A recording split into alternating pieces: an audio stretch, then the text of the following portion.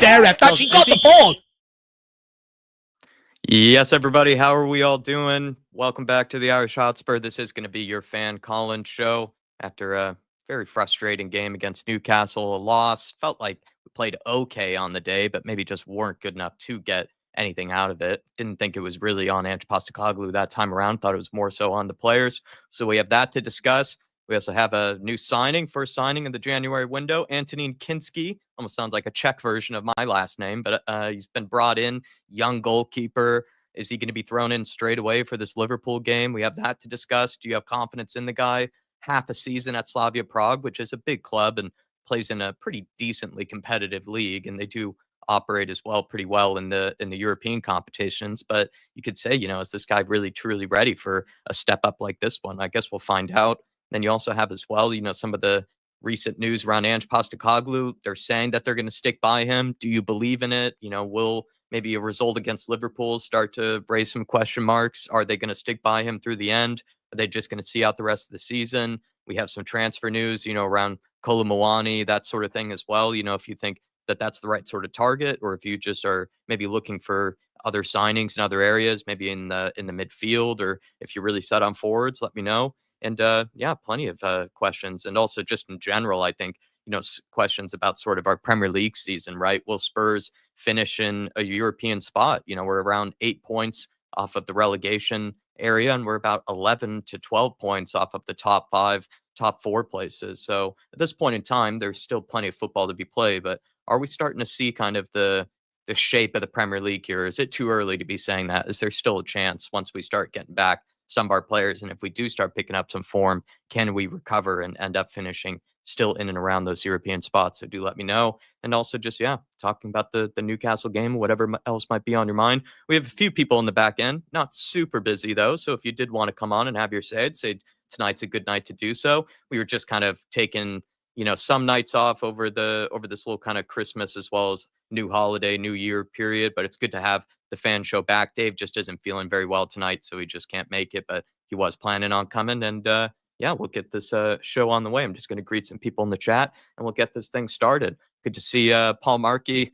Listen, man, I actually had just put that sort of question there very early because I saw that was some of the news from like David Ornstein and some other sort of Spurs journalists, but I put up the fan show kind of when I could this morning, and that's just the title that I was working with. And I realized that I hadn't really changed it or anything. I did kind of want to go with something more around the new signing and kind of the Spurs semifinal. So luckily you reminded me to change it. Thank you very much, sir. Artist T saying Ornstein is the same guy that said Nuno would be safe after United and that Conte wouldn't accept the Tottenham job. Yeah, I think lots of times with the ITKs, it's hard to believe them in certain situations when things like that end up arising. And also, I just feel like over the summer, right? The last summer really made me distrust a lot of what the various sort of transfer sources, those sort of types of journalists really make me not believe a lot of the things that come out, because I just felt like everything that happened over the summer was the complete opposite of what we had been told or what we were being kind of laid out for. And then also as well, like some of the signings just came out of the blue, came out of nowhere, kind of like this one for the goalkeeper. There was no, like, to at least my knowledge, maybe I'm just blind to a lot of the transfer stories, but from what I could tell, there's very little kind of rumors or murmurings of us going after this young 21-year-old goalkeeper. And it looked like as well Daniel Levy had made a flight to Prague or something like that over the week. There was no picking up of that until the signing was made. So I just feel like, maybe the last 6 months or so feels like a lot of the Spurs, maybe inside sources have been kind of, I guess closed up, or that kind of, covered the taps, let's say, Daniel Levy and some of the other crew in and around the Spurs hierarchy. Leo Starman, good to see you in the house. Hopefully you're doing okay. Moondog's in here. We have Moondog saying, good evening, David Jack. Just let you know that after my prediction of Timo scoring and us winning, I've been booked in an asylum, as there's clearly something wrong with me. I think we're all going for sometimes delusional predictions. I'm one of those that just can't predict my team to lose. But recently, Moondog, I've been going into these games just kind of, I don't know, I guess just hopeful that maybe we can get over the line in some manner or form. But I'm not really expecting in recent kind of games, mostly because of the injuries and just how tired and how leggy everyone looks. But just, going into some of these games, there's not really actually a lot of internal belief, sadly, in my case, just more kind of hopium and copium, if you get what I mean. But Moondog, I'd say you're probably still good. I'd say you can book yourself out of the asylum, and you can still, hop on the stream and live the good life as best you can. Rick C is in here as well. Good to see you. Just a harmless potato as well, saying Kinski received his work permit. So I say throw him straight in. Well, everybody, let me know. Would you throw Kinski straight into the fold? Would you give him that, kind of pressure, right, coming into probably one of the biggest games of the season? We still will have some other bigger ones, with maybe the Europa League and whatnot. But is this guy ready? Is he ready to step in straight away? Half a season at Slavia Prague, looks very talented, but it's an interesting one. Is he better than Fraser Forster? Is he better than Brandon Austin? I guess we'll find out. And hopefully Johan Lange, who I believe is kind of the architect behind the signing. Let's hope that it ends up working out. Eugene, who we'll be talking to later, is in the house. Good to see Eugene. Christian's in here. Paul Marcus saying, how can you drop Austin after Saturday's performance? I mean, I think he played okay. I didn't think he had a whole lot, to do really. I don't know if there was too many moments where he had to make any crack saves or any real like world class saves or anything, but I think he did okay. Some people are saying he played really well for playing out from the back. I think he made like the right decisions. I wouldn't say he always executed everything in like maybe the best of manner, but I don't think he was the problem at all. And for the most part, with Fraser Forster, I don't even know if he's really been like a huge issue. Yes, he's had like some really sketchy moments, like with Manchester United. You could say even in the recent game, I believe, what was that, against Wolves, where probably should have done a lot better than that. I will say though, it hasn't really felt like it's been on the defense or the goalkeepers. Really, it's been more on the forward players for me, Paul Markey. It's been guys like Sonny who have not really been stepping up of recent. Brennan Johnson, who's a constant frustration. As much as I, vouch for Solanke, as much as I like Solanke, I think, he's sometimes missing chances or is not in the right area at the right time. And plenty of players, pretty much everybody in this team, I think, is guilty of missing chances and blowing opportunities. So that's just a huge part of it for me for why we just continue to drop points. Gene D is in here. Good to see you, Gene D. Hopefully everything's okay with you. Kim D is in the house as well. Good to see you, Kim D. Lesser known afternoon jack must be near February if we've signed someone. No, it's not. It's actually happened straight away. Lesser known, it's happened straight away. It just shows that maybe Spurs had this, I guess, planned maybe before, the window was getting opened. It wasn't like a last minute sort of thing. Maybe they had the workings of this, kind of already kind of drawn out beforehand. So it could have been something to do with that. Watching Tottenham made Dave Six as an artist G. I'm not at that point yet. I'm just kind of going into these games, though, sadly, not as, kind of positively delusional or happy clappers I'd like to be. Alpesh Patel saying, good evening. It was Groundhog Day playing the Geordies with all that time wasting. It's funny with Newcastle. They're actually, I think, maybe, I don't know, like they're kind of a dirty team, like to a degree.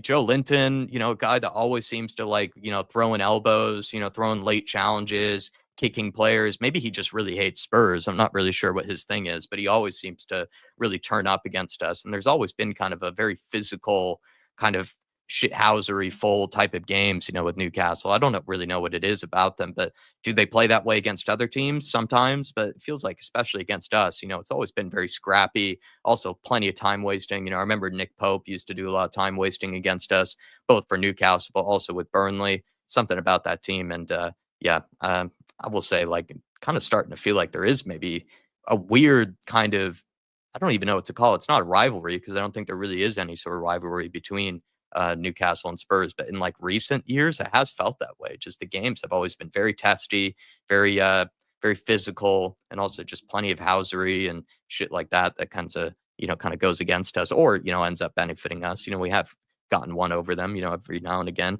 K32, hello, Jack. Hope you are well, pal. Doing okay, K32, doing the best I can. Hopefully you're doing okay.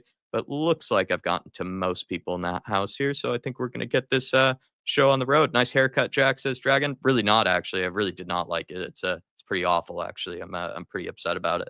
Raktos Madness saying, Jack, happy Monday. Hope you're well, my friend. Doing the best I can. Alan, hopefully you're doing okay on this Monday, my friend. But let's get this show on the road and let's get it started. I think our first guest is going to be the Dermatron. Hey, Dermo, how are we doing? Yeah, not too bad, Jack. How are you? Doing the best I can, Tron. Yeah. I mean, what do you make of the Newcastle game? Let's just start there. What do you put it down to this time, Tron? What led to us again, dropping out on points? Is it something tactical? Is it on the players? Is it a particular area of the team that's letting us down? Is it individuals? Is it Ange? What do you make it? What do you put that loss down to? Start there. Firstly, VAR needs to go because I think Yeah, the referee. VAR, You think it's on the yeah, referee? that was on the referee. I mean, you would have to be Stevie Wonder and Ray Charles will do a better job VAR in that game than the officials them to. I'd love to know what they do in Stockley Park when they're watching the game. Are they literally watching it or they're doing something else and the referee says to them, oh, something's happened. And then they quickly run to the screen or just give the goal your grant and just go back to doing what they're doing. I would love to know what they do there because they're running the game. The referee's not running the game. The referee's a robot. They're just running the game. That wasn't on Ange on Saturday. I thought the players did very well the second half. I thought the likes, especially having Dragson come off and Jed Spence going into centre back, him and Archie Gray were immense. And Bergville was immense as well. The two 18-year-olds have been absolutely outstanding for us. When every time Ange has asked them to do something, them lads do it. They have done it.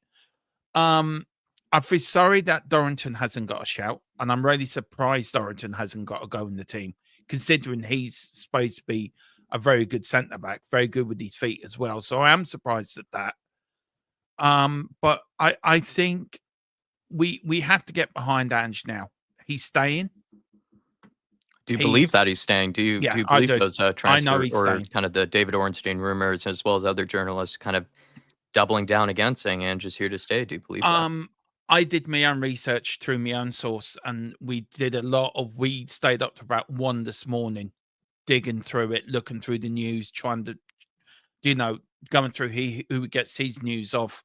We were really just going through it. And we know David Ornstein hasn't got the greatest reputation. He did get the Nuno thing wrong. I think I was the first one. I think at the time that said Conte was coming in Dave's group chat at the time.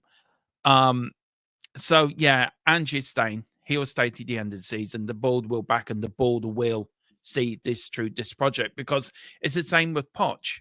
Poch's first season wasn't the greatest season in the world. I know this is Ange's second season, but when the times were tough, we stopped by Poch, gave him what he wanted, and he took us on the wonderful ride of nearly joy and lots of disappointments, but we did go on the wonderful ride, and I think we can do the same under Ange. Mm.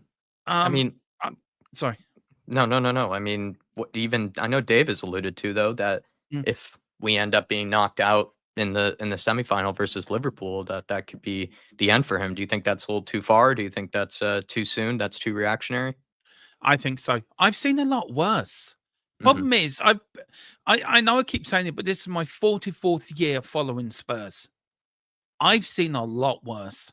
I've lived through the 90s of mediocre football, of managers not being back, managers, Christian Gross.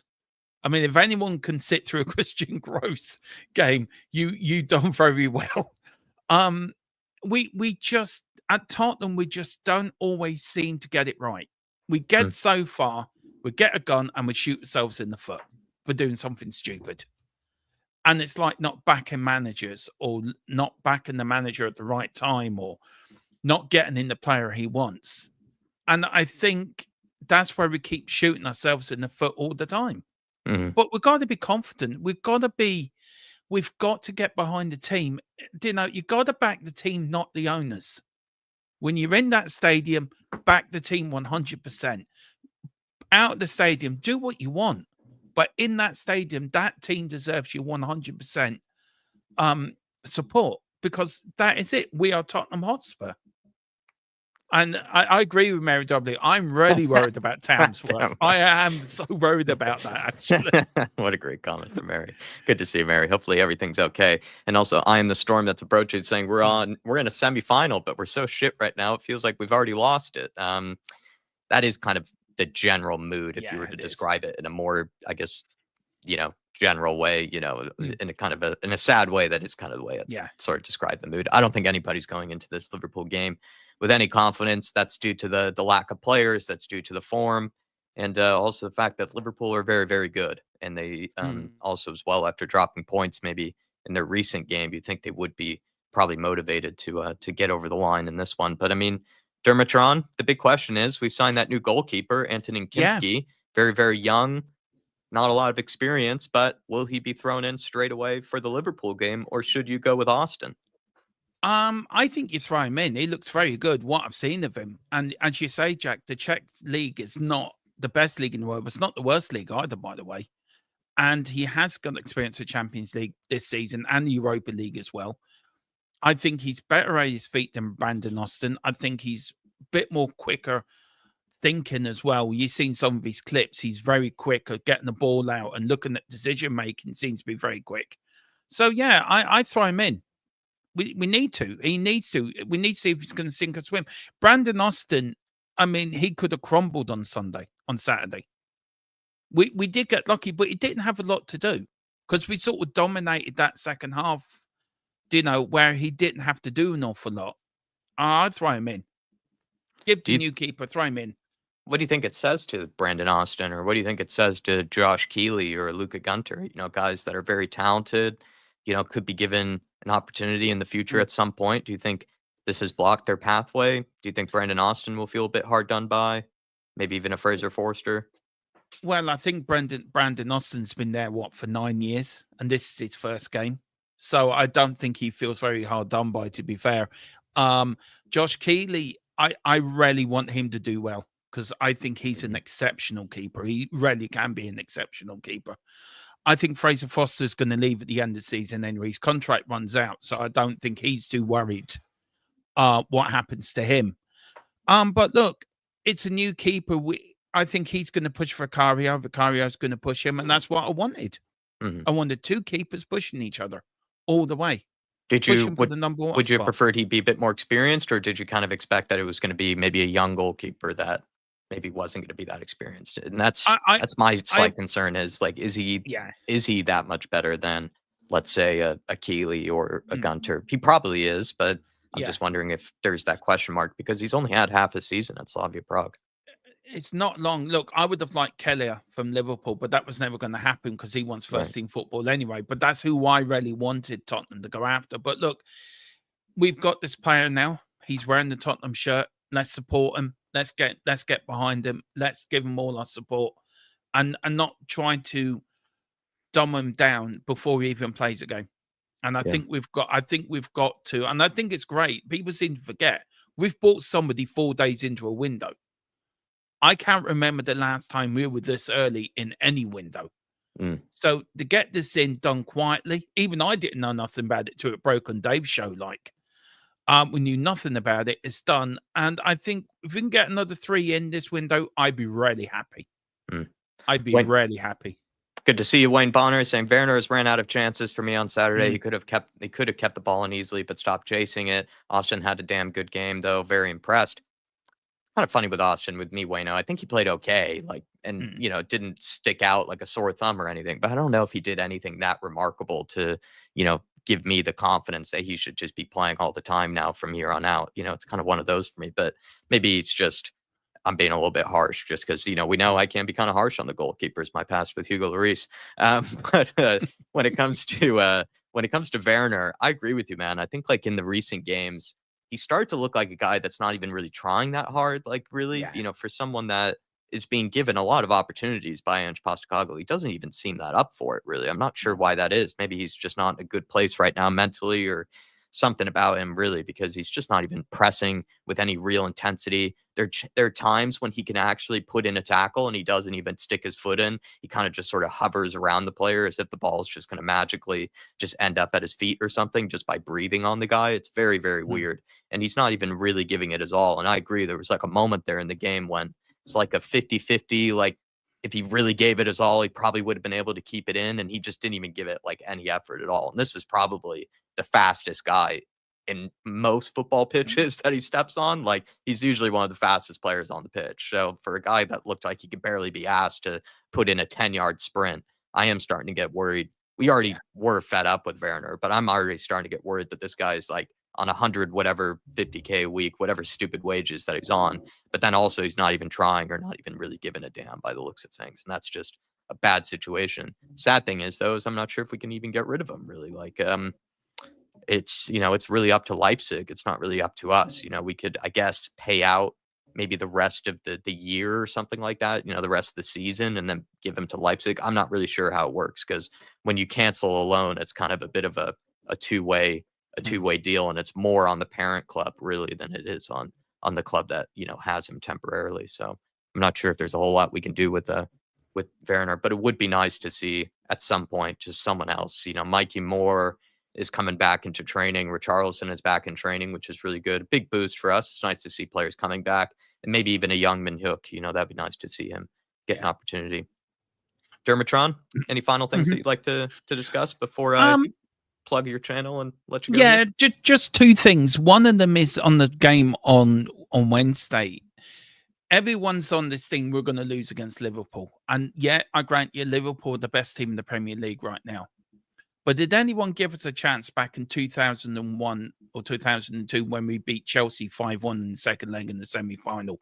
When that time Chelsea were beating us every season. Did anyone give us a chance? Did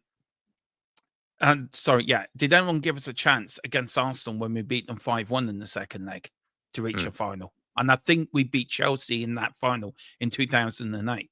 Nobody gave us a chance. So, look, we got to go into this game, support the lads on Wednesday with all you've got. Back that team, make that a fortress. And Liverpool didn't play well yesterday against Man United. They weren't the greatest team in the world.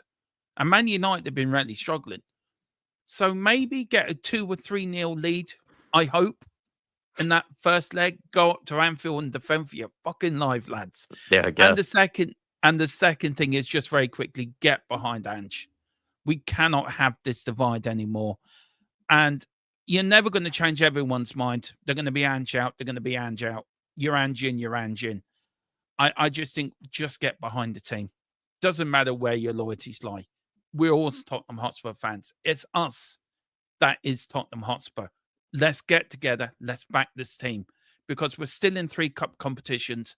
Okay, the league is gone now. But if we're in the Europa League, we're in the Champions League. We win the FA Cup, we're in the Europa League. Do you know what I mean? And we've got to get behind the team and just get behind Ange and Ange out. I don't care. Get behind Tottenham Hotspur Football Club. Get behind the players, because if we do, there's nothing we can't achieve when everyone's pulling in the same direction. Well, everybody, Dermo wants you guys to get behind the team. Even if you're not behind Ange, just get behind the team. Huge, huge game on Wednesday night against Liverpool. Let's see if we can get that hopeful 2-0, 3-0 lead that he's talking about, and then defend for our lives at Anfield. I like that description. Please, everybody, check out THFC Till I Die, Dermatron's channel. He's gotten over the 2K mark before the new year, but let's get him to 3K in 2025.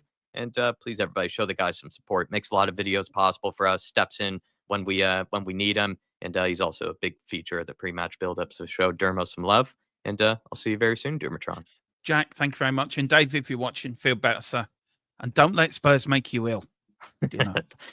Ireland could be worse. Watching Ireland's a lot watched than watching Tottenham. So come on, you Spurs. And big hands we trust. He said he was pale white and he had a stomach bug. It does sound like someone after watching probably a game of Spurs. That is usually the description I would give it.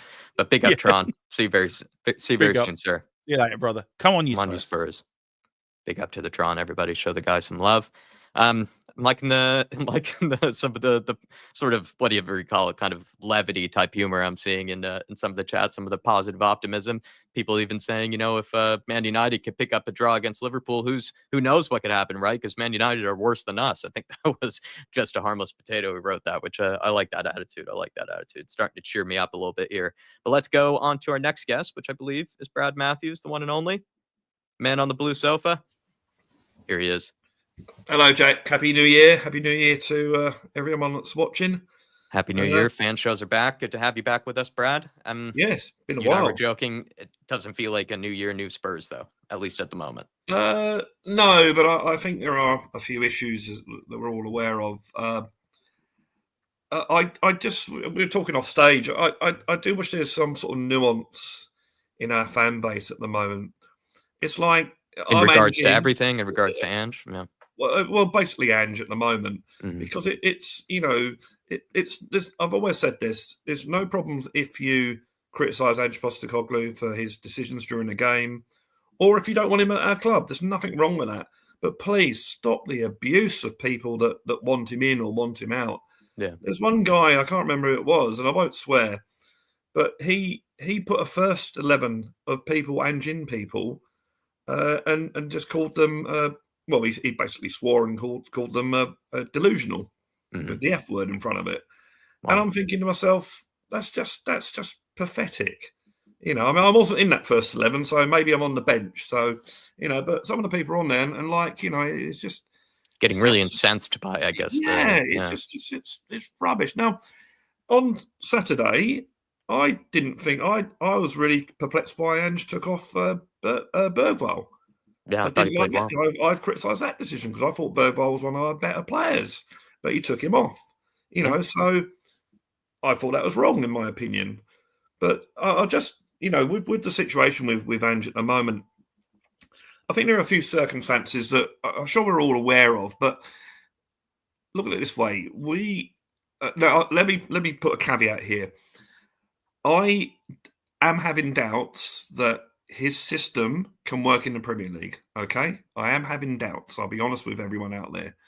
But at the moment, we have got a few circumstances that are beyond his control. Match of the Day put up a statistic that we more or less our goals scored for and against at the same time last season is about the same. Yet we're 15 points worse off this season. Now, we've lost 10 games. 9 of them we've lost by the odd goal. So, you know, this is, you know, we're not losing by a load. We're just not being able to finish off these games where we are losing by the odd goal. And a lot of those games we probably conceded early on and they've had to come back into it. So there's that sort of thing. I actually wrote down some notes as well.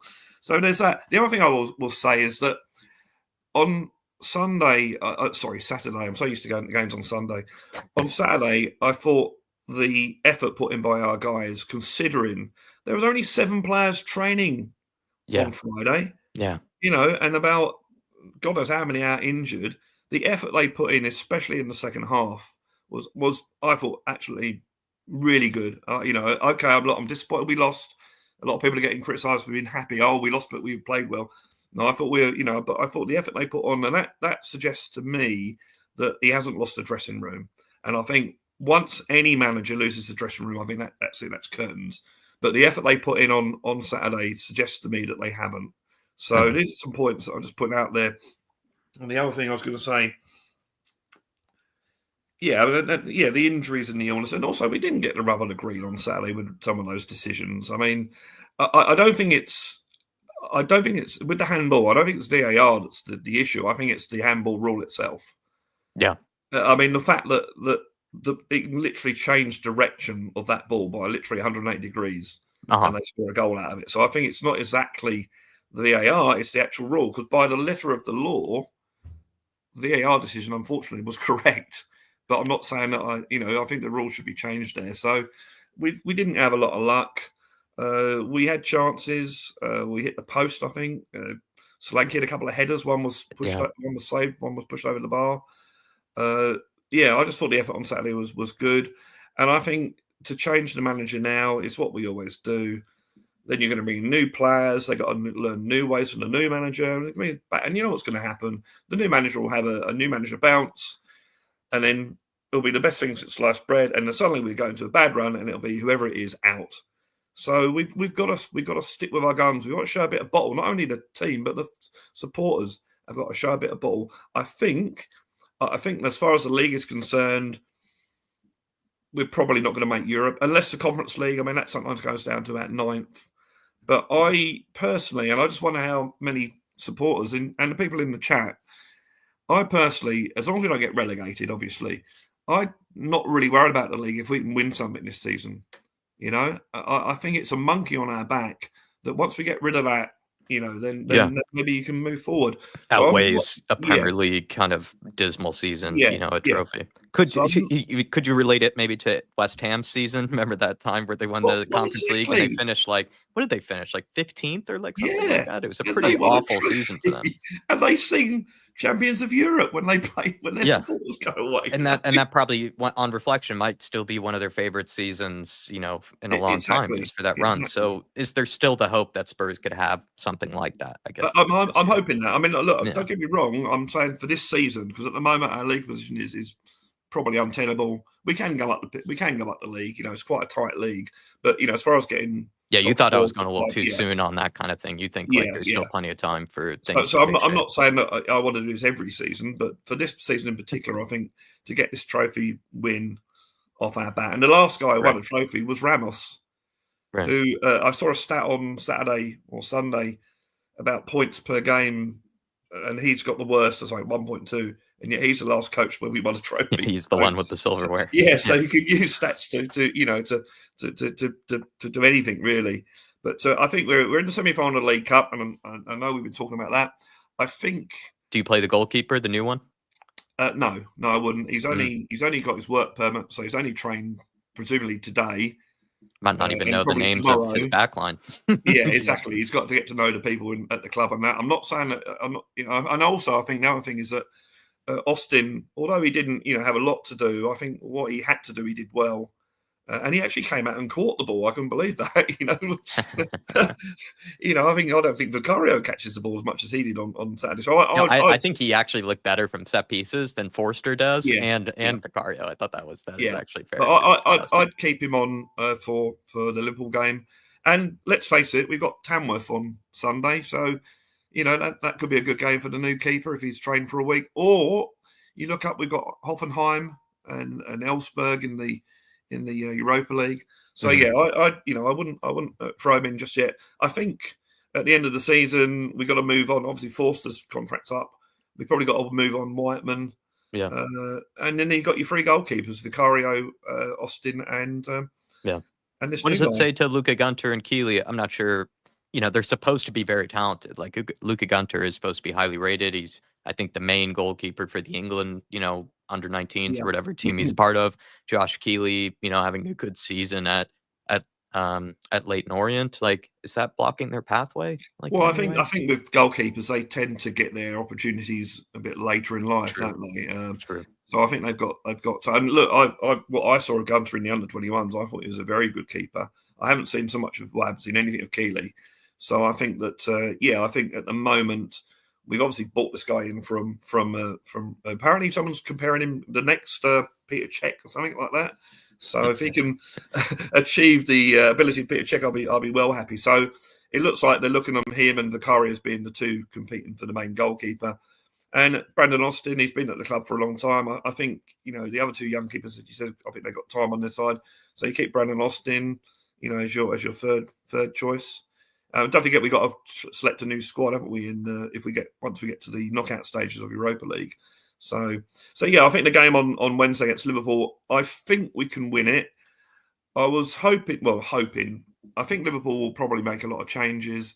Although, to be fair, they've got Accrington and Stanley in the cup, so it's not like they're about to play Real Madrid or anything like that. But I think going by their last game, they'll put some young lads out there.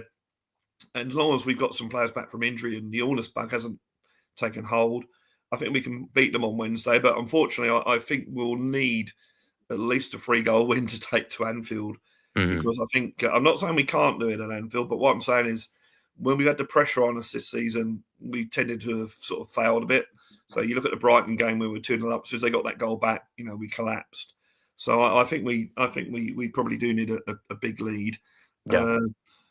But I think we can beat Liverpool on Wednesday if we're at our best and we're fit enough, basically. And I think he had Son on. I know Maddison's suspended, but he had Son on the bench, didn't he, on Saturday? So I think that was probably with the Wednesday game in mind. Because whatever you think of Son, he's a match winner on his day. So you need those sort of players in those sort of games. So. So I think we can win that. I think so. We got an outside chance. I think we've got more of a chance of winning the final if we get to the final than we have of actually beating Liverpool over 2 legs. So it's a What do you put, like, just quickly, Brad, what do you put, even though I agree with that comment from earlier saying, considering, the struggles, of the injuries and, the illnesses and everything, they put in a pretty heroic effort. I actually would agree with that, from less known here. I think that, with everything with the match officials, everything that went against us, I Mm. actually thought Spurs, they weren't amazing, but I do think they played okay. Like, Yeah. actually, I do think it wasn't one that was worth, ripping them apart for. Um, Yeah. but what do you kind of put down, like, just what is the theme that you've been getting, this season for reasons that we have been dropping points? Is it just entirely down to injuries? Is it down to, for me, I think it's the forwards personally. I just think we're woeful in, putting away chances and Yeah. creating chances. But Uh, other people might yeah. think it's the defense and the tactics. What do you put it down to? I think if you analyse all the goals that we've conceded, you probably wouldn't be that many down to the tactics. I think maybe the players might be to blame there. I think Porro, despite his attacking ability, gets out of position a lot on that right side, and a lot of our goals have come from that side of the pitch. So that's not necessarily the tactics; it's the fact that the player is not doing what he's supposed to be doing. Um, I think that I think our whole game is based on the premise that we attack teams and keep the ball and score goals. I mean, that's nothing that's nothing unusual. That's like how we No, used to be with Pochettino. how a lot Pochettino, of teams play. yeah, at White Hart Lane, and I think an opposition player, I can't remember who it was now, said that we just boxed teams in and they couldn't get out. So if Mhm. you've got the ball and the other team can't get out, well then you're not going to concede many. So, but I do think that maybe the players that we have there have been off form. Obviously the injuries. I mean, let's face it. We had Spence and Gray as our centre back pairing Yeah. for the second half. And Yeah. I'll tell you what. I mean, I know it's easy to say, oh yeah, wait to the future. I thought Austin did well. Gray, Gray Spence, has really, yeah. you would say he's a positive light Oh, in all this, in gee, this bad form. He's probably stepped up, really. Gray and Spence and Burville had really good games, and I don't think Burville's playing in his proper. I don't think he's a number six. No. But Spence is obviously out of position. Gray's out of position. Yeah. So you can imagine when these players are playing in their proper positions. Yeah. I think there's something to be optimistic about.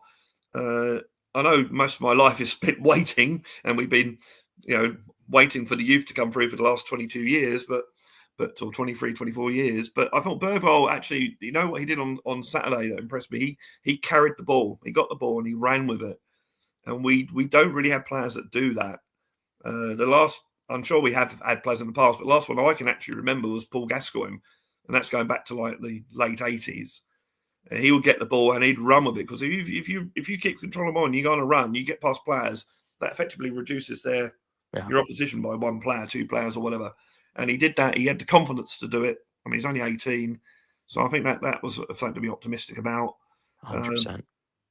but Okay. yeah, I think look, as I say, I do have my doubts. I'm going to be honest with you, but I think there are reasons to be optimistic. There are circumstances that just come to a head at the moment.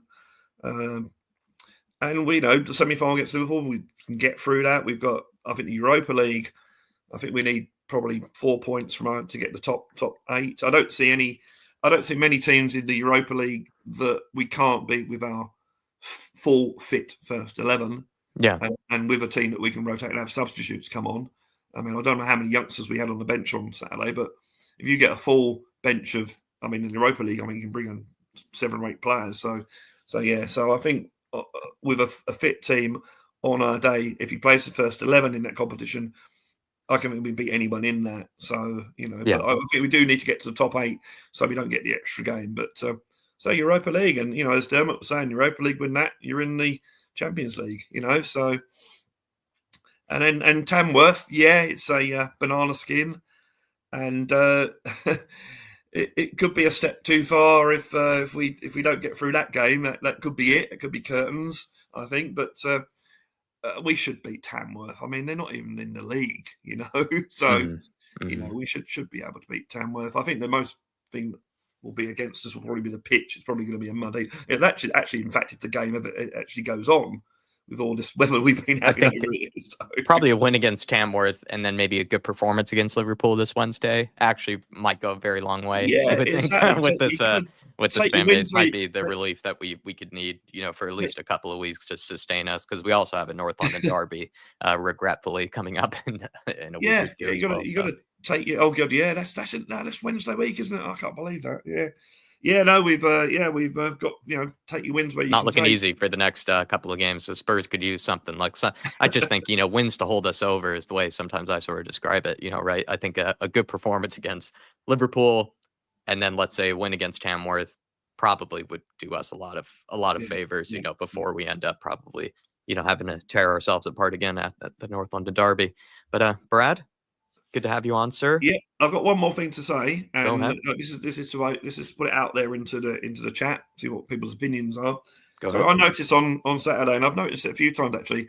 Solanke, absolute. Hi, Adrian. Solanke is actually, as I think, been a good buy. He's scoring goals now. He holds the ball up, etc., etc. Puts a lot of effort in. The only thing I've noticed about him, his first touch sometimes lets him down. Mhm. And he had a chance near the end of the game on Saturday where all he had to do was control the ball and put a shot in, and the ball bounced off him, and we didn't get a shot in. So I've Yeah. noticed that from him a few times. So that's a criticism that I think he needs to improve. But apart from that, I think he's been a good buy.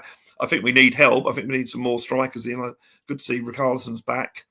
So yeah, it's good for him. So I think that was a game where he actually got weirdly more service than he normally does in a game where it feels like most games he's it's like a dry desert when it comes to the service well, towards him. I mean that's despite my criticism of Pedro Perro's defensive abilities, his I thought he had a good game. attacking abilities. I mean, it was his cross for the first goal, and he put another couple of good crosses in that second half as well. So yeah. So we need so that's another positive. 100%. I'm Well, being Brad, accused of being a happy clapper now. You watch.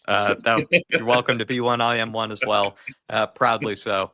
Brad, pleasure as always, sir. Oh. Please, everybody, check out Blue Sofa Songs. Yes, can I? Yes, thanks very much, everyone. The Christmas song. I mean, obviously Christmas is out of date now, but the Christmas song is currently on the 415 views. It's the first time I've ever broken 400 views. Oh, very nice. I picked up 13 more subscribers. So thanks to everybody that supported me in this, that's watched it and clicked likes and done whatever. So I really appreciate that. Thanks, Jack. Thanks, David. And get well soon, David, as well, if you're watching. But yeah, no, thanks, everyone. And hopefully I'll have another song out maybe towards the end of the month, hopefully. So, well, be happy to promote it again, Brad. You helped out Dave and I a lot. You've been here with us for a long, long time now. I think you've even been supporting this channel longer than even I've probably even been around. So you welcomed me in. You welcomed a lot of people in. So it's I was on one of the very first history of my history as a Spurs supporter thing, I think. It goes in the long line. And I think I was the longest one. I think it was the longest one on there until Ellie did hers. Oh God. Well, Brad, appreciate you, man, and see you soon. It's good to have fan shows back. 2025. Let's hope for a new year, new Spurs. Cheers, Jack. Cheers, Jack. Cheers, everyone. Right. Come on, you Spurs. Believe. Come on, new Spurs. Celebrate everything. Celebrate everything. Good on you, Brad. See you, man. Big up to Brad, everybody. Love that line. Celebrate everything, especially at the end there when, like I said, a good performance against Tamworth is all I need to start happy clapping it again. I'm at kind of bare minimum right now. That's all I need just to sustain something. But let's keep it moving. I believe we have Eugene now third. He's been waiting patiently. Then we have the GOAT, Chris, and then Rhino after that. And if anybody wants to pop on, certainly welcome to. It's not a huge queue or anything like that tonight. Getting the fan shows back and rolling again here, everyone. So feel free to come on, have your say. But let's move on now to Eugene. How you doing, man? Good. How are you? Trying to make sense of Spurs. We've had this upcoming Liverpool game that, we're probably dreading, but maybe secretly hoping that we could get something out of it, to lift the spirits. We have that Newcastle game to discuss. Start with Newcastle. Yeah. By the way, this segment can be called Yang Stock Spurs. So it's a Yank takeover. Oftentimes has been at times on this channel. Eugene, I mean, Newcastle, what do you put it down to? Like I think I've asked Brad, right? What happened this time? What's the reason maybe we couldn't get over the line? Is it down to the refs? Is it lack of finishing? Is it defensive tactics? What do you think it is? I mean, honestly, I thought we played a pretty good game, all things considered. Mm-hmm. And then, just watching these clickbait merchants saying, "Oh, tactics," and everybody. I was on 3 or 4 streams last week, and everybody predicted 4-0 loss, 4-1 loss. But then, some people are upset that that it was a close loss. So there's a lot of that going on. I thought it was a pretty good game. I was actually excited to see Bergvall play. I was excited to see Austin. I didn't even know if he was a real person or AI or like a myth. I heard about him for 9, 10 years, 8 years, and now it's the first time actually I've seen him play in the Prem. So he looked okay, nothing special, but looked pretty solid. So overall, not too upset with what I saw. Obviously, loss is a loss. It's not great, but all things considered, playing everybody out of position. The I felt performance similarly. wasn't bad, and then I actually liked, that it looked like the team was still playing hard for Ange, which is so. I felt that way too, where I did think that the players put in a very good effort considering. It's just another one of those games though where I do feel like we're just not at the moment, we just don't feel good enough, to be able to threaten teams on a regular basis. When we do get chances, we rarely take them. And then we do also just still have this kind of mistake or individual moment in us that just leads to, a goal being conceded or just kind of us losing maybe some momentum in the game. So it Yeah, is I mean, it is frustrating. But it's the I story of didn't us, leave that game as frustrated as maybe I have others, like you said. right? It's the story of us this year, and one thing that frustrated me was when Poirot put in that cross to Solanke. It was a beautiful cross, a great finish, and I'm wondering, I think that's like the first or the second cross I've seen this whole year, and it's like, why don't we do that more often? We know 100%. that Solanke, he had the most headed goals last season. Yeah. So that to me makes no sense. I know that Poirot might be the only player on the team who can But cross the even there's ball. a period there where he wasn't putting in any good Yeah, crosses. well, exactly. And it makes no sense to me. And now at Newcastle, they have some tall defenders as well. But other teams, we can take advantage of that. And we never do that. All we do is low crosses. Why don't we do what Poirot did? That's just frustrating. I don't know if that's what Ange is telling him or they just don't do it. But I mean, obviously, Sonny and Johnson don't cross the ball, or they can't. I mean, Sonny, I guess, can when he wants to, but we just never do it. And that's No. the frustrating piece. And what do you make of I guess he hasn't gotten any mentions tonight. Sonny, I do feel like he's been a frustrating player this year. He's just Yeah. not really caught stride, when we've needed him to. And there have been some big games when you could argue that he's gone missing, as have a lot of players. Like, it's not been just Sonny. There have been a lot of players that go missing in these games. I mean, Johnson is probably the king of it, the guy that just pops in for, a goal, but then does nothing else. But what do you make of just Sonny right now, man? He's just kind of need him to step up, but we're probably sadly seeing the decline, or do you think it's down to something else? No, it is. I've had a bunch of arguments about Sonny as well. You think he's on the decline? Yeah, and I think, and people give me Salah example. Oh, Salah is playing great, but everybody's different. Some people, they decline in their late 20s. Some people play until they're 35, 36. I mean, look at KDB, right? He declined, and the injuries as well. I just think that Sonny, he lost a step. His explosiveness is gone, and now he's putting too much pressure on himself. His confidence is gone, and now he can't even finish like he did in the past. So, and like with Johnson, he's been really inconsistent. He doesn't do nearly enough, but I don't have high expectations from him. I do have high expectations for Son and Madison. You don't get as frustrated because I mean, I do, but Johnson you don't is feel Johnson, let right? down. Yeah, you don't. It's a feel different let down. issue with him. The issue is that we shouldn't have signed him in the first place, or he should be a squad player for us. But Son and Madison, those two need to be the game changers. Those, when we're in trouble, those two should bail us out, like Kane and Son did in the past. But both of them, I mean, are inconsistent, and Son, I give him more benefit of the doubt, just given that, again, he's done it in the past. It's his age. but Madison is. You know how I feel about Madison. I'm not a big fan. I just like this season, our big players, our leaders have let us down. 100%. So for me personally, it was refreshing to see the kids. Just, I saw enthusiasm.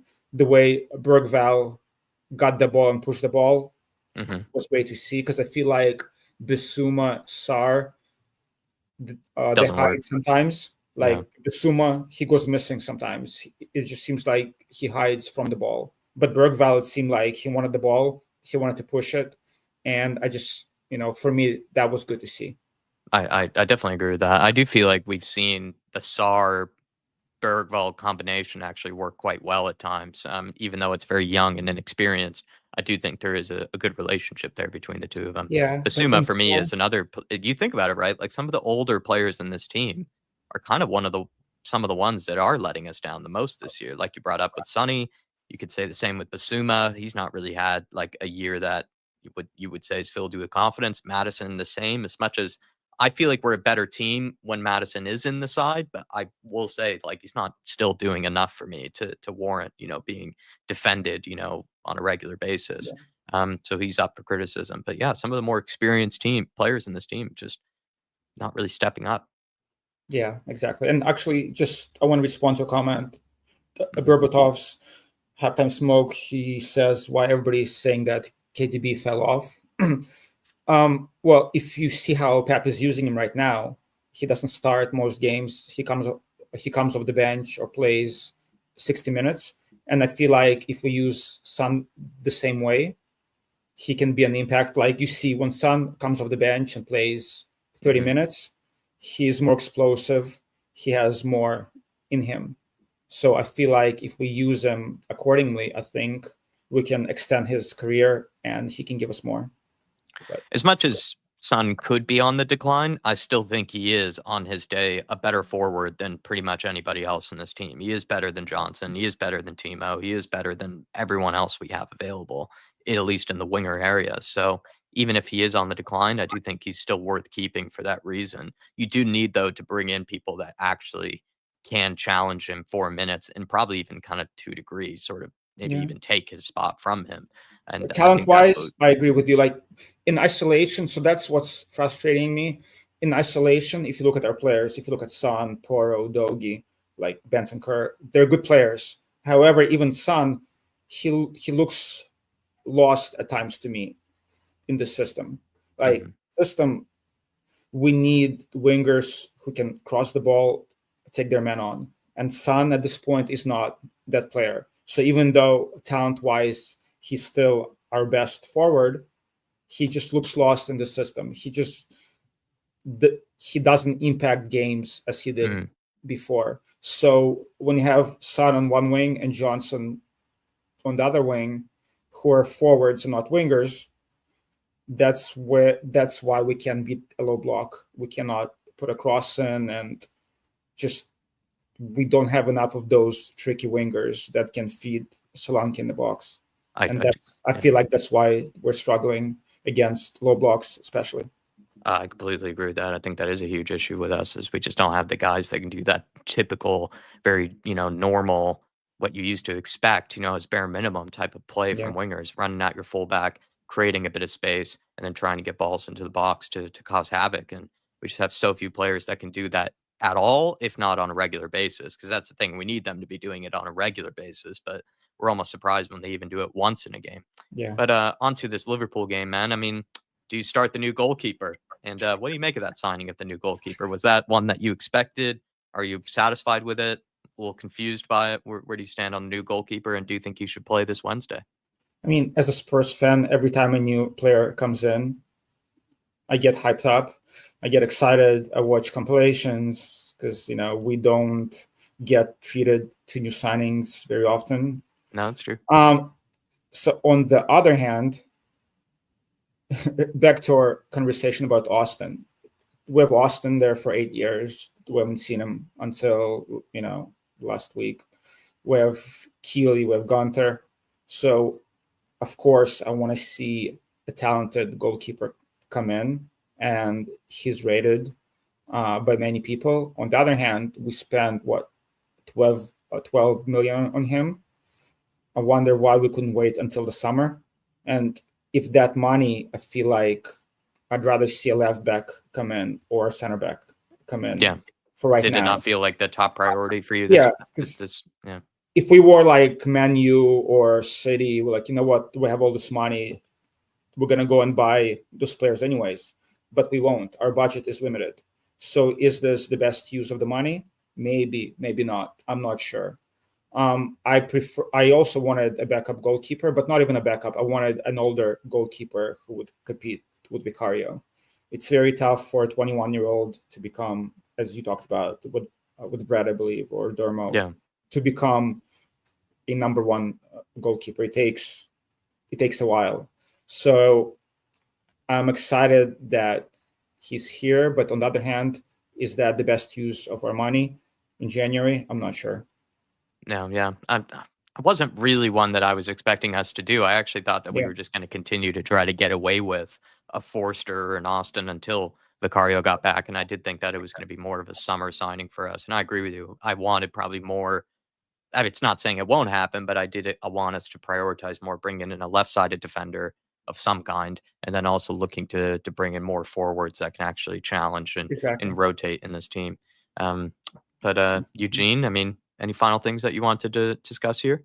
No, just thanks for having me on. Just last thing, as you know, I was a big Ange defender, but like I've shifted from Engine to Ange. I don't care.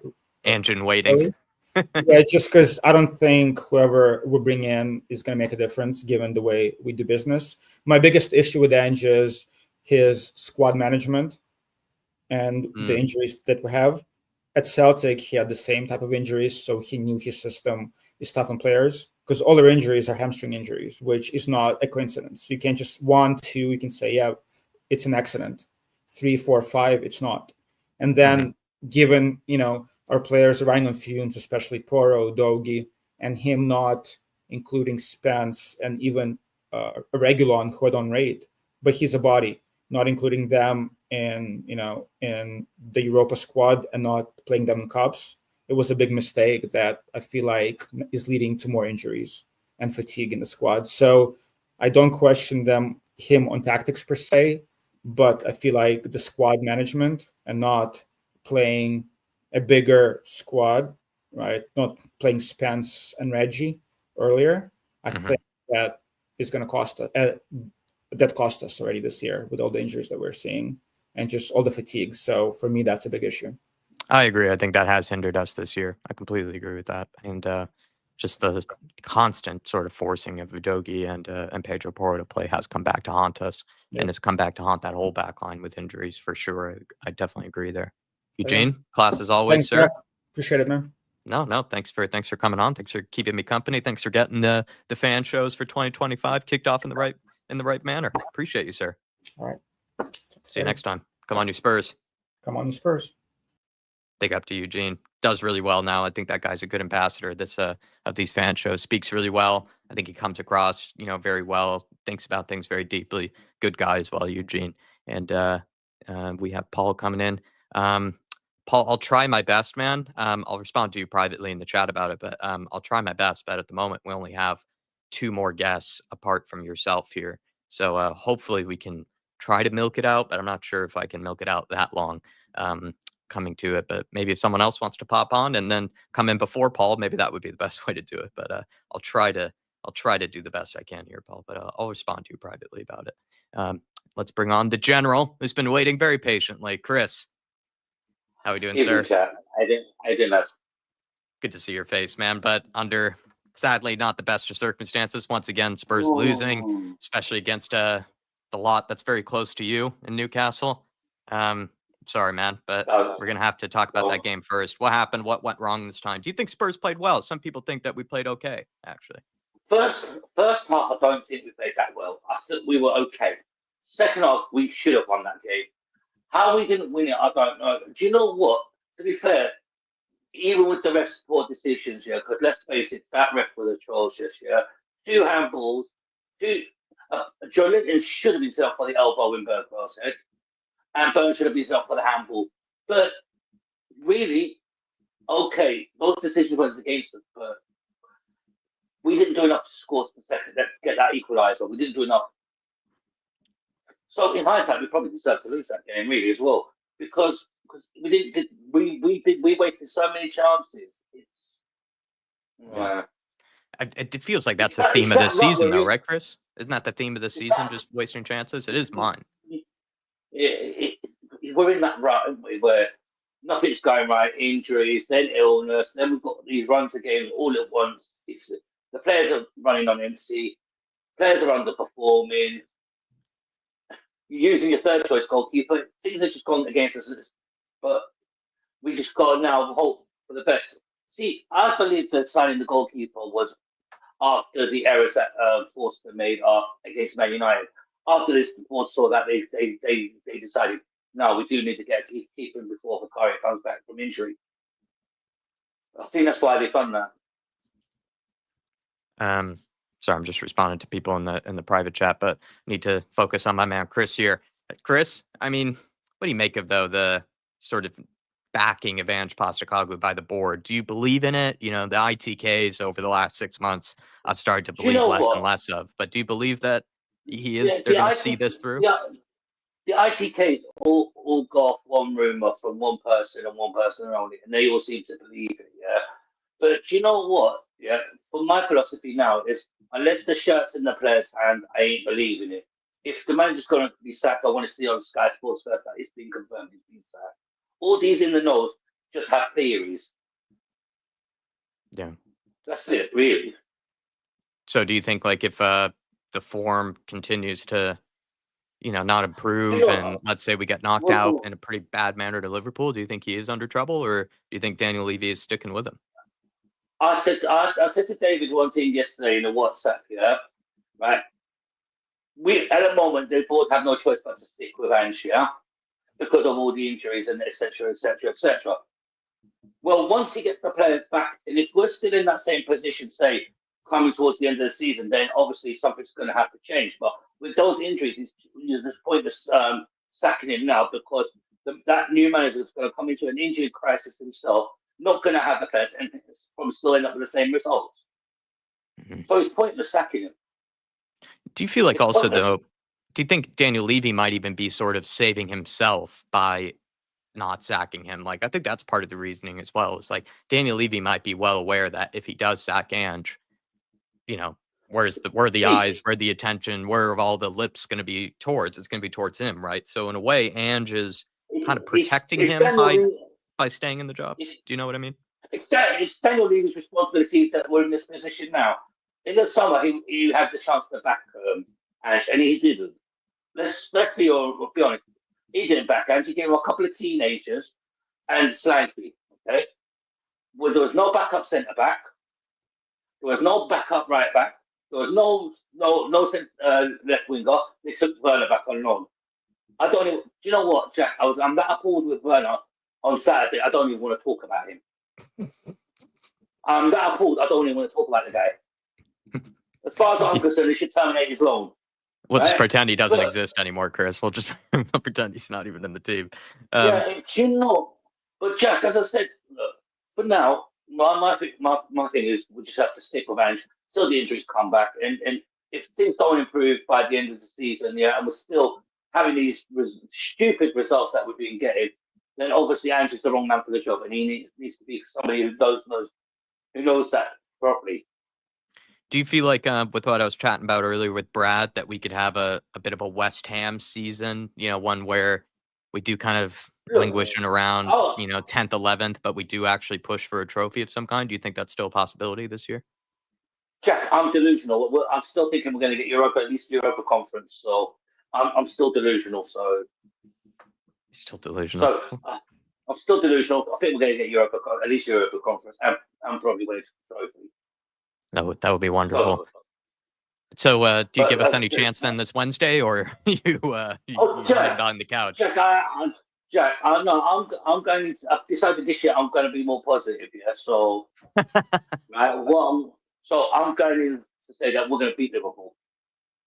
You're going to have a Dermo year. You're going to have a Dermatron year.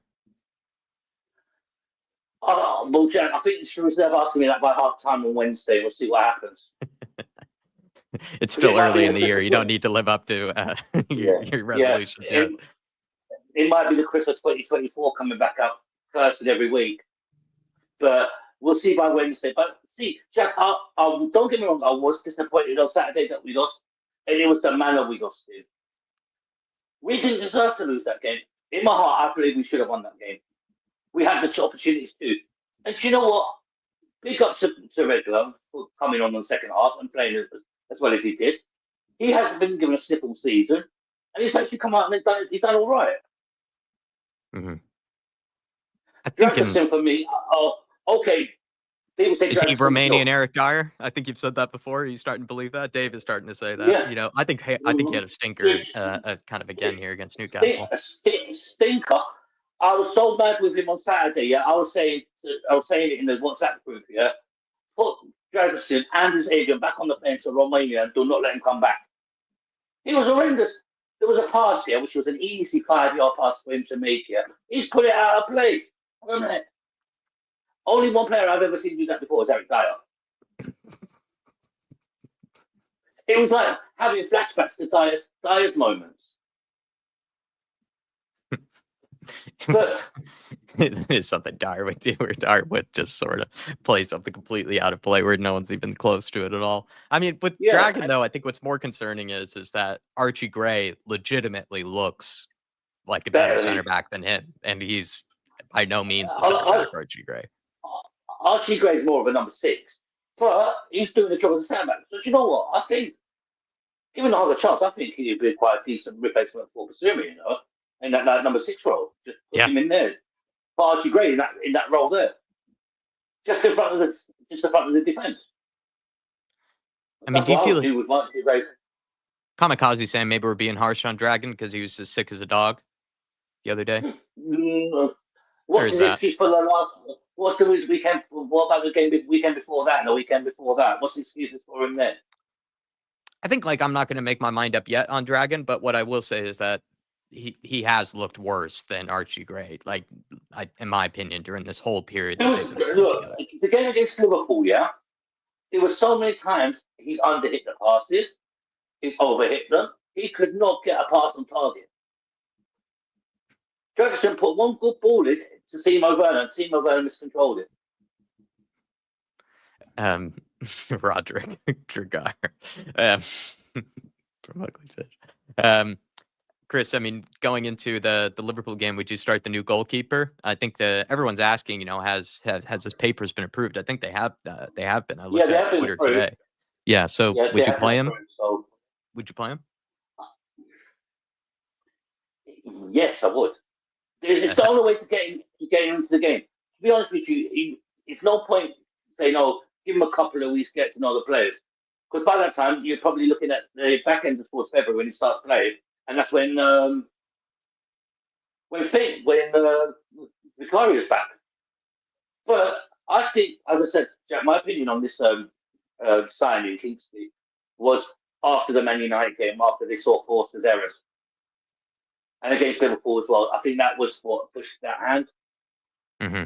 I think that's what they forced to go. Because remember, originally they were saying, no, they're not going to sign a goalkeeper in January. They're going to keep Forster until Vicario's back. And after those errors against Man United and Liverpool, it soon changed. Yeah, it's also just that I think the look of it just isn't right. When you're a club like ours, with the money that we have, the resources that we have, and our backup goalkeeper is 36-year-old Fraser Forster, you do start to. I think it almost exposes Levy in a sense. Kind of just exposes of the sort of tight budgeting that we always seem to do, right? Like most teams have a Keller, like Liverpool do, as their backup goalkeeper. Even Man United have Bayindir, who doesn't even look very good, Bayindir, but he was supposed to be. He came from Turkey and everything. So Spurs kind of just penny pinched on the goalkeeper. And I think perhaps that's what Levy did it for that reason, just to sort of, maybe he had enough. Maybe he had enough of watching Forster. Do you know, Jack, you've got to look at it this way, yeah? Before this signed Forster, they had Joe Hart. Before Joe Hart, they had Galini, yeah? So we've had four goalkeepers in 4 years. Now, in the last 6 to 8 years, yeah? That's what you've had. Galini on loan. Yeah, we had Joe Hart for 2 seasons. We had now Forster for two to 3 seasons. It's always going to be like that. But now, the way that Johan Lang went undercover to get this deal done, maybe they had that internal discussion all along, and Forster wasn't going to be that first choice anyway, while he was out. Some people have been saying, which I agree with, I alluded to that in the Twitter reacts, that, the goalkeeper we were clearly working on before even that Newcastle game. Like, it's just someone that they probably were planning on bringing in, pretty early in this window. From what I read, it was a data analysis of this goalkeeper, which I've seen his stats, which are not too bad. And then they sent a scout out to watch him, and he gave the approval.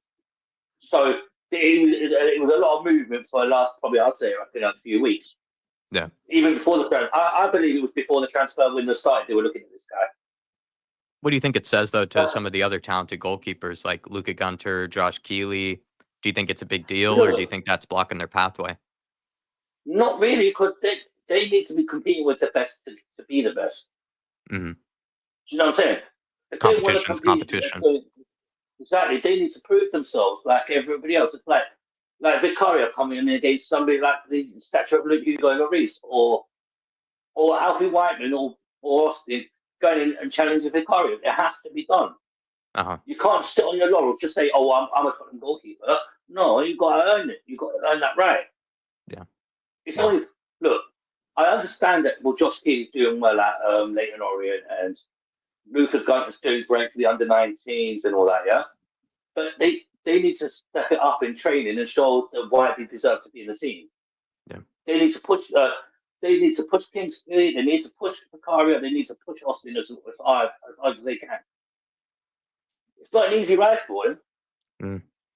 And what do you make of the upcoming game, Chris? Do you give us any chance at all? Do you think Spurs will surprise us, or you kind of just going to be hiding behind against Liverpool? Yeah, I'm delusional. We're going to beat them. Yeah, that's all right. Maybe I asked you that earlier, and you said that you're going more positive this year. That's what you said your New Year's resolutions. I'm delusional. We're going to beat them 3-0. Delusional. I mean, that's kind of out of questions then for you, Chris. Is there anything else that you had on your mind, tonight that you wanted to get off your chest? Look, I just want to say this Ange out nonsense. Yeah, look, he ain't going to be everybody's cup of tea, right? Some people want the more defensive-minded coaches like Conte, Mourinho, Almiron, whoever, yeah? But then you've got coaches who want to attack, like Thomas Frank and Guardiola, the Chelsea manager Maresca, any of those managers want to play attacking football. Look, it's not a new thing. But the only thing is I'll say with the Ange in and Ange out, for me, I'm on Ange on the fence. I'm giving it personally myself till the injuries come back. And if there's still no improvement by when the injuries come back, then I'll be firmly saying, look, we need a change.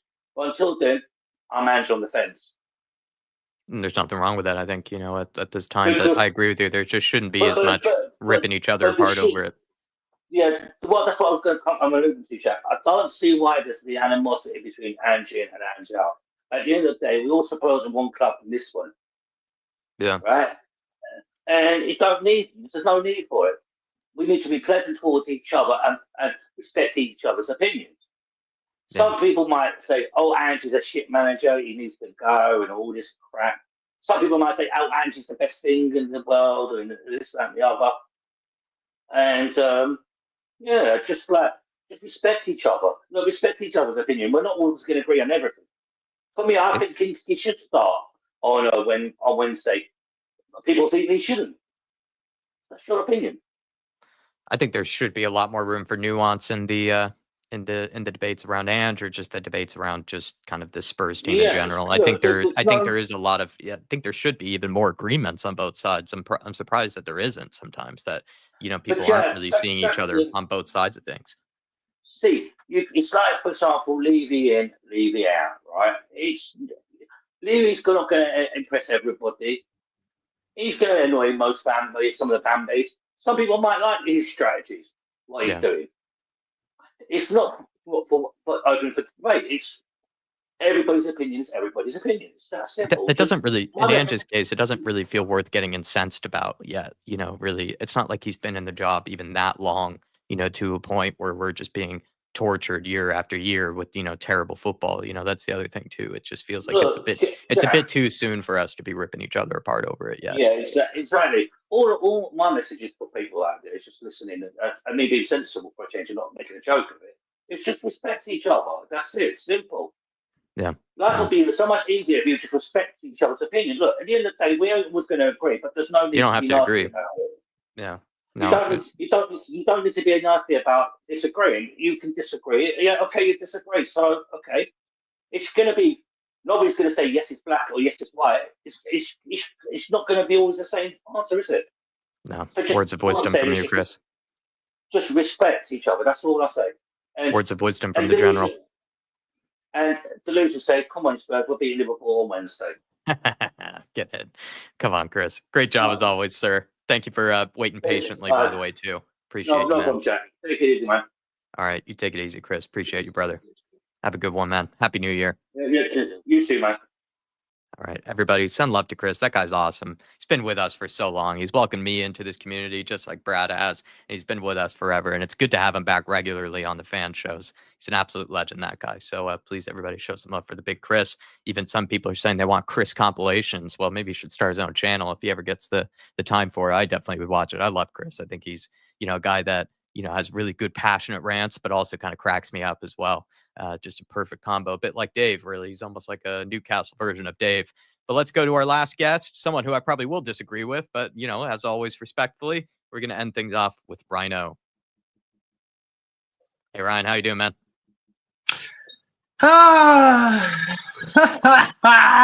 First of all, Happy New Year, Jacko.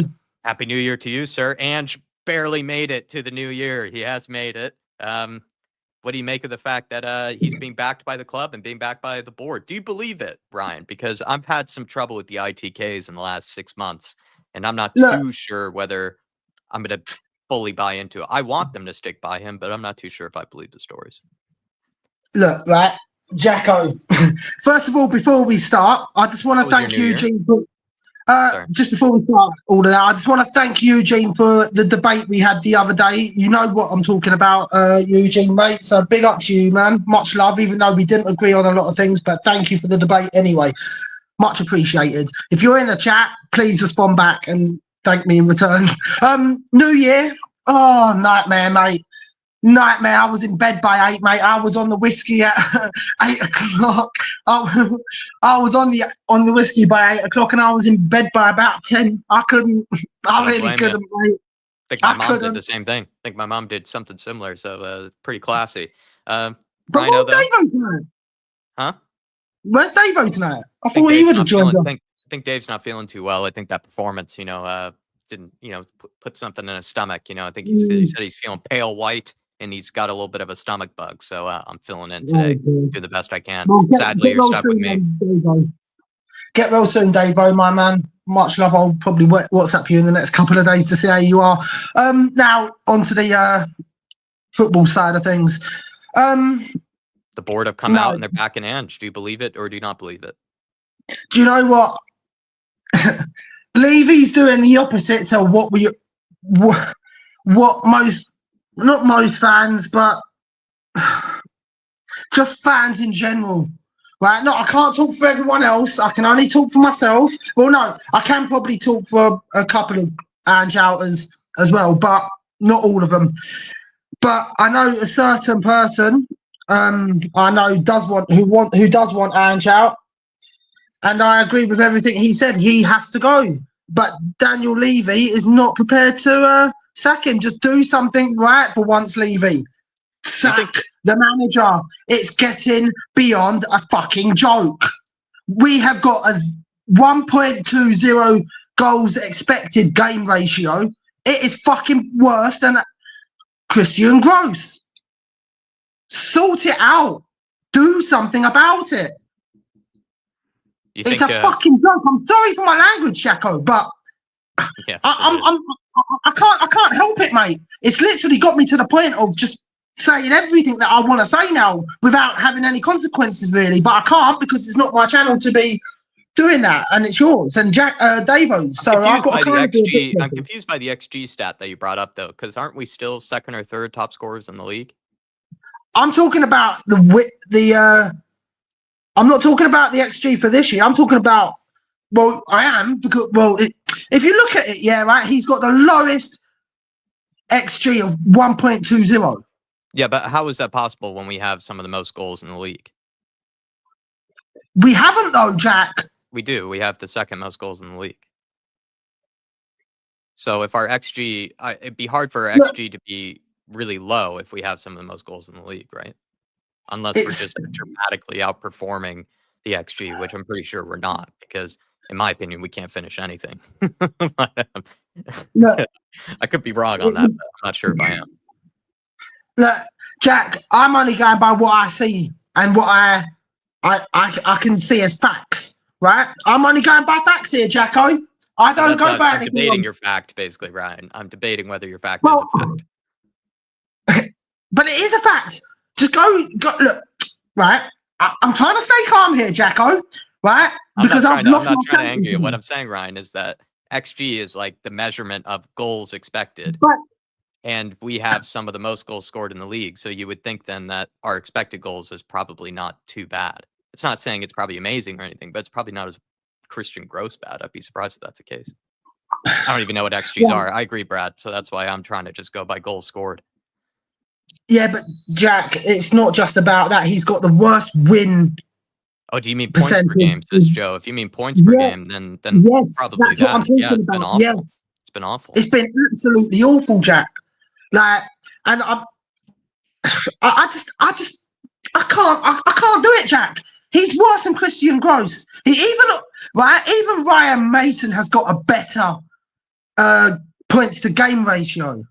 Like, that tells you everything you need to know about this dog shit fucking manager. He's got to go, and Levy, just do what's right for the fans. Sack him now before we lose everything. Okay, we're not going to beat Liverpool, right? I know that for a fact. We are not beating Liverpool home or away, so we can wash our hands of that now. And that's not trying to be just horrible to anybody. I'm just giving you the facts. What if we do beat Liverpool this Wednesday? Do you think a lot of people will flip back over? We're not. We're going to lose, right? And I don't even want to know by how many we're going to lose by. And Ange, right? And this is also, right? Literally true. Ange is a liar. He lies a lot. He says one thing, but he's a yes man. What did he lie about, do you think? He's lied about a lot of things. He's flip-flopping. And he lies. In regards to what? About a lot of things, Jack. If you look at the press conferences he's done, he's saying one thing one week, and then he's trying to appease the fans the next week in a press conference, in a different press conference, and he's an absolute liar. Seems like a bold thing to call him. Do you have like a good specific example, do you think? There's so many, Jack. Like, look at it, yeah, right? The first 10 games of when we were playing well, that we wasn't playing well, it's because teams didn't know how to deal with us for the first 10 games. Once they sussed us out, we was getting beaten left, right, and centre. So he was saying, oh, yeah, right, the fans can feel however they want. But then, right, by the back end of that last season, he's turned around and said, oh, I don't like this, I don't like that, because the fans can't have Fuck off with that bullshit, Ange. No reason to curse that much, Ryan, please. Bullshit. Stop with the cursing, man. No reason to curse that much. Sorry. But yeah, stop flip-flopping, Ange, man. You're a liar. It's proven. That's the one best example that I can say. Because if you remember, Jacko, right? Hang on, you remember last year, yeah? Right? He said at the beginning when it was all going well, that we could have whatever opinion we wanted expectations we wanted because we're the fans. And then if you remember, by the end of that last season, he was turning around saying that we can't even have we're not allowed to have our own expectations anymore. If you remember at the back end of last season. I don't think he said we weren't allowed them, but I do think he did question the mentality of the fan base. And I agree. I've actually been kind of upset with Ange over So that. proves that, I think it's something he should avoid. But sorry, Jack, yeah, right. That proves that he's a liar then. It proves 100% that he's a liar. I don't think that's lying. I think that's just sometimes contradicting yourself, which is a very different thing. Being contradicting yourself and then lying is two very different things, I think. Well, I mean, Jack, look, me and you, right, I love you, right, Jack, not like that, but I do love you and Dave, right? But I don't think we're gonna agree with this. I really honestly don't think we are. I think we're gonna probably keep going backwards and forwards, and it's gonna be a stalemate. Right. That's okay. I just don't. But right, that's not fucking genuinely. Yeah, thank you. My English is not good today, Jack. I've had a bad day of it, so that's why probably another reason why I'm so hot-headed as well. But like literally, where I'm hearing that we're going to be able to beat Liverpool. There's no way we're beating Liverpool and signing a new goalkeeper. What the hell's that all about?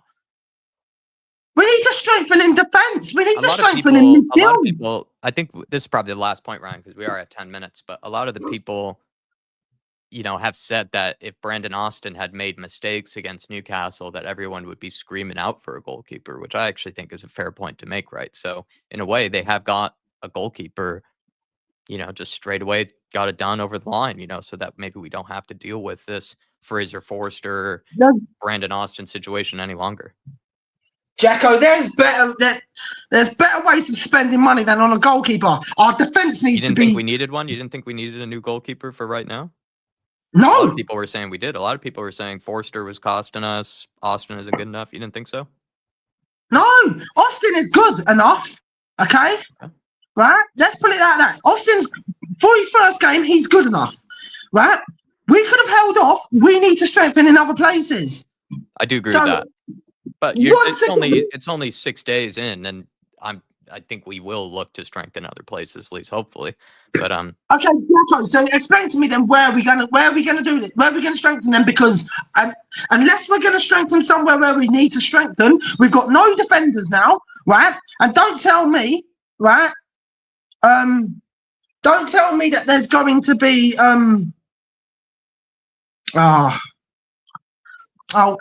So we ended there then, Ryan?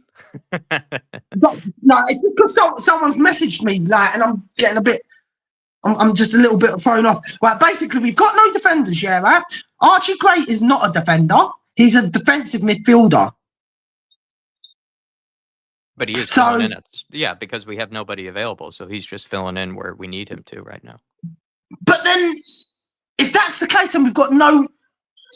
If that's the case and we haven't got any defenders, that should be our main priority, man. I agree. I agree with that. That should be our main priority. But I don't think it's a huge deal that we have brought in a goalkeeper. But I am hoping that Spurs are also going to be moving quickly on some of these other positions. I do agree with that. Well, tell me where you'd like it then, Jacko, because quite clearly, right, I do not see where the money's coming from. I genuinely don't. So can you please tell me where we're gonna find the money to actually who are we selling and who are we bringing in? I mean, I think they'll just have to save that or postmark that for another conversation, Ryan. But I think we are going to try to bring in, hopefully, a forward. It looks like we're linked with a guy named Kolo Muani. Probably won't be him, but will be a forward of some kind. And then my hopes is that we're also trying to save up for some sort of left-sided defender. I think that's what we need this January window. In terms of outgoings, listen, there are players I'd like to get rid of, but I'm not sure if we're going to see too much movement on that side of things this winter window. But Rhino? So there's my point then. There's my point. Exactly. You've just proven my point there, Jack. And that's not trying to be horrible. That's not trying to be sarcastic in any way. What point I proved, but well, you have, Jack, yeah? Because it's exactly what I said. Who are we going to bring in? You've proven my point. You don't know who. Because the money's not really there now. Because we've spent it on 15 million, and I don't know how much transfer budget is. Don't get me wrong. I don't know how much the transfer budget is, but you've just proven the point that you don't know how much money we've got left to play with, and now we've got to still strengthen in defence, and people saying these tactics aren't the problem. They are, because that's why Mickey and Romero have got these hamstring injuries as well. And to be honest, I'm done with. I'm slowly but surely getting done with this football club until Ange goes and Levy goes. Simple as. But anyway, just before we go, Jacko, how are you keeping with your happy clapping? Doing my best, man. Trying my best, and hopefully Wednesday can help me get over that line of happy clapping. Pleasure as always, Ryan. Good to have you on, sir. And I will see you for the next one. Yeah. That's cool, Jacko. Right. I'll see you later, mate. Alrighty. See you, man. In Jacko we trust. Okay, man. See you, brother. See you later, mate. Big up to Ryan, everybody. Still 27 days to go. I don't really know what point I proved at the end there, to be honest. We don't usually know who we're getting in, but we have been told that it's likely going to be a forward of some kind. The goalkeeper one did come as a surprise, but the fact that they did do it, I think, is fine. I could see why some people might think it wasn't a priority. I would agree with that. The other thing, though, is that there's a point that someone made in the chat, which is, had Brandon Austin made mistakes, or let's say he doesn't actually look as good as maybe some people might have hyped him up to be, that would have been a huge concern. And then a lot of us would be kind of going into this Liverpool game, hopefully thinking that we did have a goalkeeper that we could lean on that would be better than that. So I don't think the goalkeeper signing is a huge issue. And when it comes to the other signings this winter window, I'm not getting my hopes up that there will be a ton happening, but what you would expect is that they're going to go for a forward. And then hopefully, I'm not saying it will happen, but hopefully they go for a left-sided defender of some kind, one that could give some relief to Destiny Udogie. And we've been given rumors that that's the case. I'm not going to believe very much in what the ITKs are going to be telling me, because it felt like over the summer they got a lot wrong. And also going into this winter window, they seem to have no idea that this goalkeeper signing was going to be happening. But that's just my guessing of putting two and two together. Just going to leave you guys there, though. Appreciate all the support. Not really that busy of a fan show, so in case you guys wanted to come on for the next one, feel free to do so. Getting these kicked off again in 2025. Fortunately, Dave couldn't be here with me. He just wasn't feeling too well. But we'll be back with some channel predictions tomorrow. I think there will be a debate show or a panel show of some kind, hopefully with Sam. Hopefully Johnny can make it. If not, maybe we'll get someone to fill in. And Dave, hopefully, will be feeling better by then. I know he's calling out for people to join the Pro Clubs team, so feel free to reach out to him, and he'll try to get you recruited. He's really taken a lot of ownership over there, Dave. He's taking it in stride. So yeah, channel predictions tomorrow, panel show. If you are a member, members preview tomorrow for the match. Huge one to be doing. So better time to become a member is, catch some of these crucial members previews before these big games. And then Wednesday, all the match day festivities, pre-match build-up, watch along, all that good stuff. See you for next time, everybody. Come on, you Spurs. Big Ange still here in 2025. Hopefully, new year, new Spurs. At the moment, doesn't feel that way with the new year, new Spurs. Feels very much the same. But, we're only 6 days in. Let's see how things change. See you next time, everybody.